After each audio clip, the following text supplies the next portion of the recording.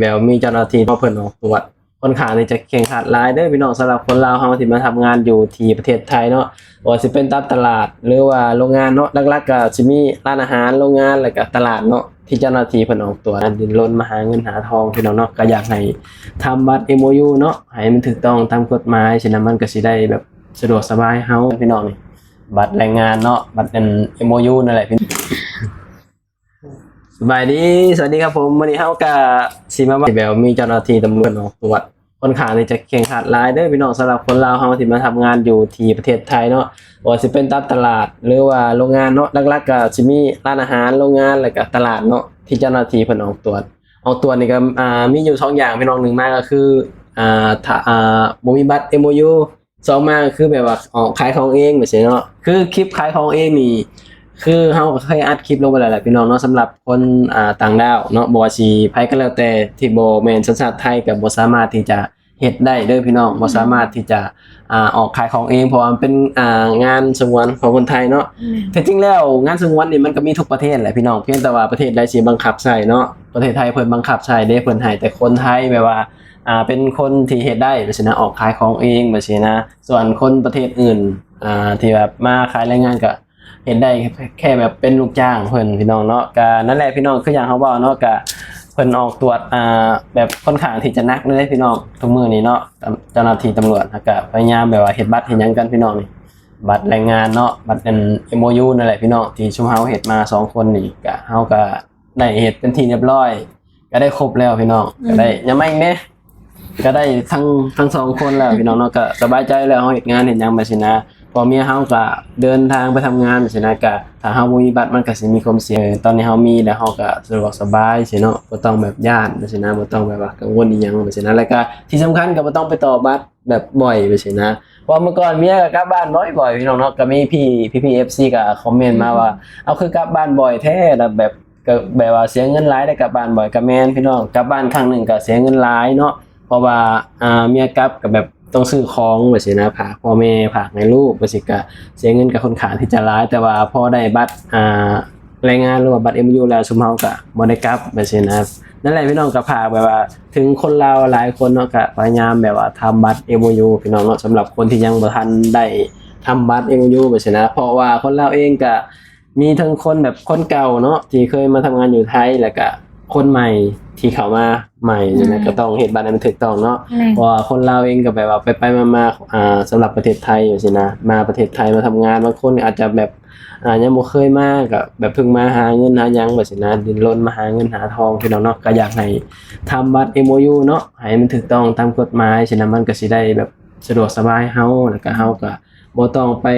ต่อบัตรบ่อยๆฉะนั้นการไปต่อบัตรท่องเที่ยวนี่เนาะมันก็ใช้เวลาแล้วก็มีความเสี่ยงพี่น้องเพราะว่ามันเดินทางค่อนข้างที่จะไกลเนาะไปต่ออยู่ที่ด่านหนองคายพี่น้องด่านหนองคายไปต่อมันไกลแบบนี้นะเพราะว่าเมื่อก่อนนะต่ออยู่ที่สระแก้วเนาะชายแดนเขมรนะเขมรกับไทยแบบนี้นะแต่ตอนนี้ก็คือแบบคืออย่างที่ทุกคนฮู้แหละยังบ่ฮู้ว่าสิเปิดตอนใดแบบนี้นะยังบ่มีกำหนดว่าสิเปิดตอนใดอาจจะบ่เปิดเลยก็เป็นไปได้พี่น้องเนาะเพราะฉะนั้นคนลาวเฮาที่มาทำงานอยู่ไทยก็พยายามทำบัตร MOU พี่น้องเนาะก็เฮาเชื่อว่าหลายคนก็อยู่ถูกต้องแหละพี่น้องก็อยากอยู่ให้ถูกต้องให้เนาะเพียงแต่ว่าบัตร MOU นี่ก็ทำกับค่อนข้างที่จะใช้เวลาในของเมียเฮานี่ก็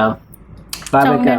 เกือบ3เดือนน่ะพี่น้องถึงจะได้ไปสินะก็ใช้เวลาก็อดทนเอาพี่น้องเนาะก็อยากให้ทุกคนแบบว่าเฮ็ดบัตรเฮ็ดหยังไปสินะการเฮามาหาเงินหาทองว่าสิถ้าเกิดว่าเฮาแบบว่าบ่มีบัตรมีหยังมันก็สิใช้ชีวิตแบบว่ายากการหาเงินเนาะอีกอย่างก็ถ้าเฮามีบัตรแล้วเฮาก็บ่ต้องไปต่อบัตรไปสินะเพราะว่าตอนนี้ก็ได้จะว่าได้เดือนเดียวเลยบ่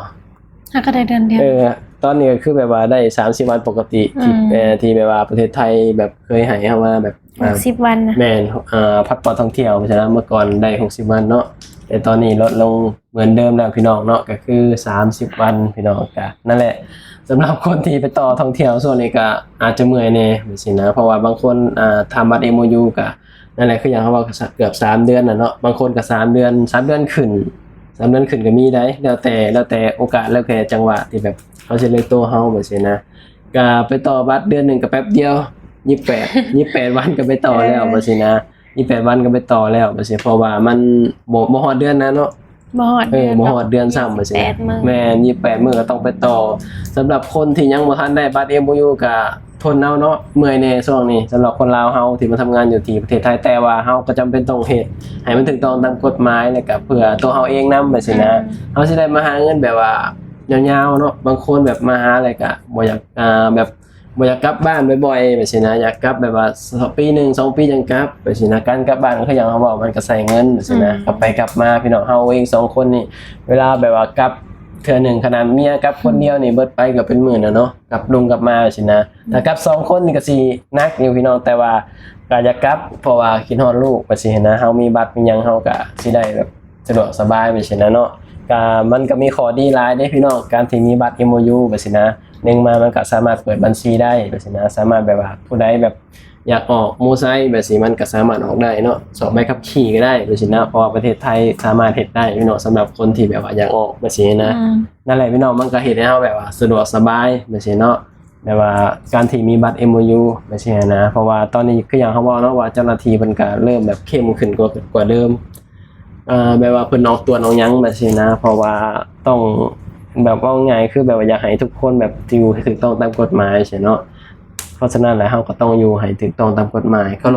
รพกฎหมายนั่นแหละพี่น้องเนาะบ่เฮ็ดผิดกฎหมายเด้อพี่น้องสำหรับคนลาวเฮาที่มาเฮ็ดเวียกเฮ็ดงานอยู่ประเทศไทยมาหาเงินหาทองเนาะตั้งใจหาเงินพี่น้องเนาะเราเชื่อว่าทุกคนก็หอบความฝันเนาะแต่ก็เฮาก็คือกันพี่น้องก็หอบความฝันแล้วก็อยากให้ฝันเป็นจริงนะหอบไปหอบมาเนี่ยแหล้วบางคนก็หอบฝันมาแล้วก็หอบฝันกลับบ้านพี่น้องเพราะว่าบางคนก็สามารถแบบเฮ็ดเรือนเฮ็ดชานได้เนาะได้เงินได้ทองว่าชนะมาหาเงินอยู่เมืองไทยก็แล้วแต่คนเด้อพี่น้องกันมาหาเงินก็แล้วแต่แบบโอกาสชีวิตแล้วแต่แบบว่าทางครอบครัวเนาะบางครอบครัวก็ค่าใช้จ่ายมันก็หลายว่าซั่นนะแบบซื้อหันซื้อนี่โน่นนี่นั่นพ่อแม่ลูกเต้าโอ้ยหลายอย่างพี่น้องในยุคสมัยนี้นะก็แล้วแต่โอกาสจังหวะแต่ละคนก็สิบ่คือกันว่าซี่นะเนาะบางคนก็มาหาเงินก็ต้องเมื่อกลับส่งกลับบ้านให้ลูกให้หยังให้พ่อให้แม่ว่าซี่นะบางคนอาจจะมาหาแล้วก็เก็บอย่างเดียวก็มีบ่ได้มีลูกมีเต้าก็สิสบายไปอีกแบบพี่น้องเนาะสำหรับคนโสดนะมันก็สิแบบสบายคนละแบบเนาะสำหรับคนที่บ่มีครอบครัวก็สิได้เก็บเงินแบบว่า เต็มที่บ่ เก็บอย่างเดียว แต่สำหรับคนที่มีครอบครัวเนี่ยก็สิหนักแน่พี่น้องเนาะเพราะว่ายุคสมัยนี้มันก็บ่ได้คือเก่าแล้วนะมันเปลี่ยนไปหลายพี่น้องยุคสมัยนี้เนาะสำหรับคนที่เฮ็ดเรือนเฮ็ดชานก็ต้องสู้ในยุคสมัยนี้ยอมรับว่าคนรุ่นใหม่เนาะแบบว่าหาเงินนี่แบบต้องหาเพิ่มขึ้นหลายเท่าเลยการเฮ็ดเรือนบ่การซื้อรถบ่เนาะ มันแพง แม่นเพราะว่าเขาคอมันก็แพงว่าซี่นะคือเมื่อก่อนน่ะสมมุติว่าเฮามีเงินอยู่5-6 แสนเฮาสามารถเฮ็ดเรือนได้เนาะ6 แสนบาทสามารถเฮ็ดเรือนนี่แล้วหลังหนึงแต่เดี๋ยวนี้มันบ่ได้แล้ว มันก็สิเป็น 8-9 แสนขึ้นไปอหยังประมาณนี้นะก็ต้องหาเพิ่มขึ้นอีก มันแพงขึ้นดิ ของมันแพงขึ้นนั่นเองเนาะนั่นแหละพี่น้องกับสู้ๆเนาะหากันไปสู้กันไปพี่น้องมันก็ดีกว่าอยู่บ้านเฮาเนาะบ้านเฮาบ่ตามบ้านนอกคอกนาก็บ่ฮู้ว่าสิหาจังได๋นอกจากเฮ็ดไร่เฮ็ดนาแล้วก็บ่ฮู้ว่าสิหาเงินจังได๋อันนี้ก็คือว่าแหละก็แล้วแต่เนาะความสามารถแต่ละคนมันก็สิบ่คือกันนะบางคนเก่งก็อยู่ได้พี่น้องอยู่ไสก็อยู่ได้เนาะส่วนเฮานี่เฮามืดแปดด้านการหาเงินอยู่บ้านเฮานี่ บ่ นะ ได้ เพราะว่าบ้านนอกเฮาเนาะ ก็เคยอยู่แล้ว มันหาเงินยากว่าซั่นนะก็พากันแบบว่าดิ้นรนขามน้ำขามหยังน้องเอ้ยมาหาเงินหาทองเนาะก็นั่นแหละพี่น้องก็เป็นกำลังใจให้เด้อสำหรับคนที่